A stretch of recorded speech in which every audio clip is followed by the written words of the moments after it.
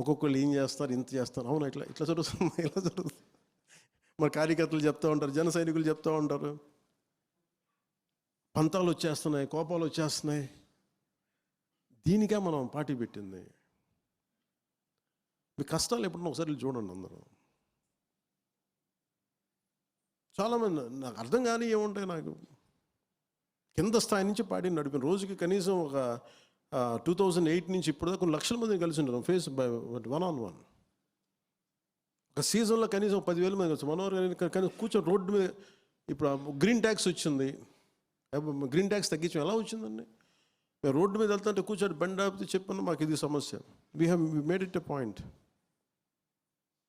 అట్లా ఎన్ని సమస్యలను అలా చేసుకున్న సమస్యలు మనం హైలైట్ చేసుకోలేకపోతున్నాము.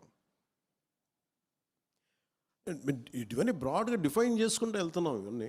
కానీ ప్రాసెస్లో మనందరం అధికారం ఉన్నంత ఐక్యత, అధికారం ఉన్నంత పోరాట పటిమ అధికారంలోకి వచ్చా కొరవడ్డాయి. అందరూ మెత్తబడిపోయారు. నేను మెత్తబడలేదు. నాకున్నది ఏంటంటే I have got big responsibility. పార్టీని ఎలా నడపాలి, కొన్ని చేద్దామంటే ఇది కూర్చొని ఒక 100 మంది మేధావులు కూర్చొని కలిపిన పార్టీ కాదు.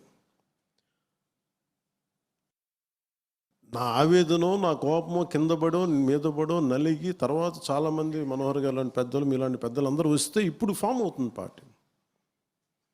ఇప్పుడు నేను ఏం కోరుకున్నాను, అధికారం రాకముందు ఉన్నంత బలం అధికారం వచ్చిన తర్వాత ఎవరి కాలం ఇట్లాగా లూజ్గా అయిపోయాం, వదులుగా ఉన్నారు అందరూ. It's a time to come back. పదవి లేకపోతే ఏమి చచ్చిపోతామంటే.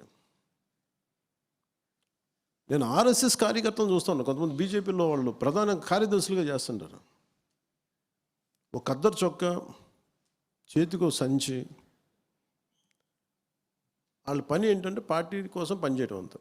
వాళ్ళు దేశం కోసం పనిచేసే సంస్థ ఆర్ఎస్ఎస్ అయితే దాని wing, political wing is BJP. దానికోసం వాళ్ళ నుంచి వచ్చే ఒక వ్యవస్థ.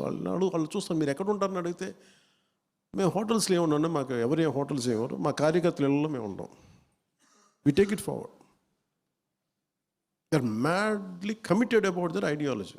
ఐడియాలజీతో ఎంతమంది ఏకీపించదు, దట్స్ ఎ డిఫరెంట్ స్టోరీ. కానీ మనం నేర్చుకోవాల్సింది అది. రాగానే ఎలక్షన్ టైంలో హడావుడి నాకేంటంటే I'm very clear, this party will go on. Very very clear.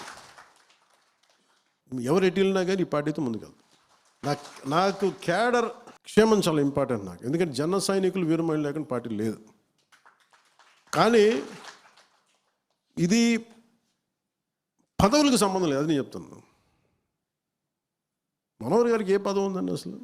ఆయన దాన్ని తిట్లు ఇంకెవరు తినలేదు ఈ మధ్యగా మా పార్టీలు ప్రత్యేకంగా. ఏమి చేసినా అది ఆయన పాపాలు పైరులాగే. ఇప్పుడు ఇంకొంతమంది భరిస్తున్నారు. ఇప్పుడు విశాఖ ఉక్కు ఆంధ్రుల హక్కు.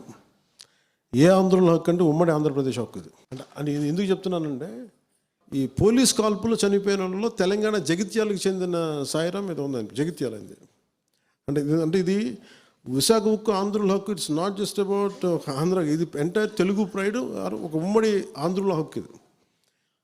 అలాంటిది ప్రైవేటైజేషన్ జరుగుతున్నప్పుడు